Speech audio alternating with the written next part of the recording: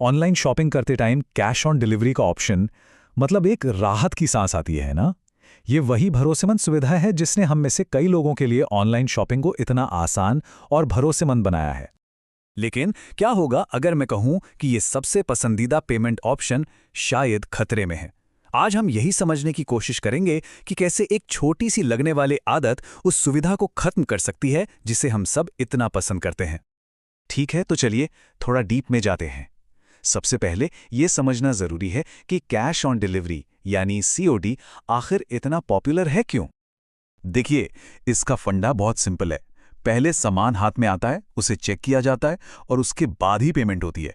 भरोसे का यही सीधा साधा तरीका इंडिया के ई कॉमर्स बूम की रीढ़ की हड्डी रहा है। पर इस पूरी आसानी के पीछे ना एक बहुत बड़ी प्रॉब्लम पनप रही है। एक ऐसी प्रॉब्लम जो पूरे सिस्टम की नींव हिला सकती है और जिसके बारे में ज्यादातर लोगों को पता ही नहीं है। जरा इस नंबर पर गौर कीजिए, 50% से भी ज्यादा। ये कोई छोटा मोटा आंकड़ा नहीं है, ये एक बहुत बड़ी और सीरियस प्रॉब्लम का इशारा है। तो इसका मतलब क्या हुआ?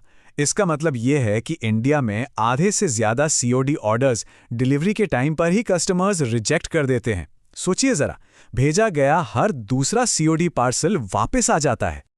तो सवाल यह है कि भाई आखिर ऐसा हो क्यों रहा है?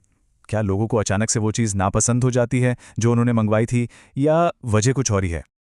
और इसकी जो वजह है ना, वो सच में हैरान कर देने वाली है। बहुत से ऑर्डर्स खरीदने की नीयत से किए ही नहीं जाते।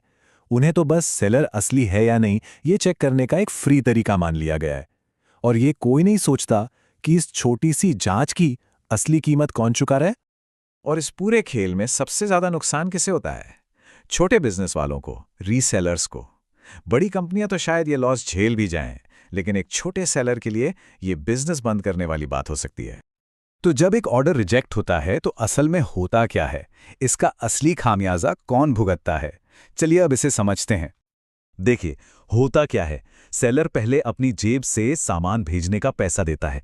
फिर जब कस्टमर उसे लेने से मना कर देता है तो सेलर को उसे वापस मंगवाने का भी पैसा देना पड़ता है। इसे कहते हैं रिटर्न टू ओरिजिन या आरटीओ। नतीजा, सेलर को सीधा सीधा डबल पैसों का नुकसान। ये टेबल देखिए, पूरी कहानी एकदम शीशे की तरह साफ हो जाएगी। सेलर 2 बार पेमेंट कर रहा है, जाने का भी और आने का भी, और उसे हो रहा है घाटा। वहीं दूसरी तरफ कुरियर कंपनी को जाने का भी पैसा मिला और आने का भी, मतलब एक ही पैकेज पर उनका प्रॉफिट लगभग डबल हो गया। अब इसकी तुलना प्रीपेड ऑर्डर से कीजिए। वहां मामला बिल्कुल सीधा है। क्योंकि पेमेंट पहले ही हो चुकी है तो वो एक असली खरीदारी होती है। उसे कोई रिजेक्ट नहीं करता और सेलर के लिए कोई फाइनेंशियल रिस्क नहीं होता। तो अब सवाल उठता है कि ये सब जा कहां रहा है? अगर ये रिजेक्शन रेट ऐसा ही बना रहा तो ऑनलाइन शॉपिंग का पूरा सीन कैसे बदल सकता है? देखिए, अगर ये रिजेक्शन का सिलसिला नहीं रुका तो सेलर्स के पास, खासकर छोटे सेलर्स के पास, ये नुकसान सहते रहने के अलावा कोई चारा नहीं बचेगा सिवाय इसके कि वो कैश ऑन डिलीवरी का ऑप्शन देना ही बंद कर दें।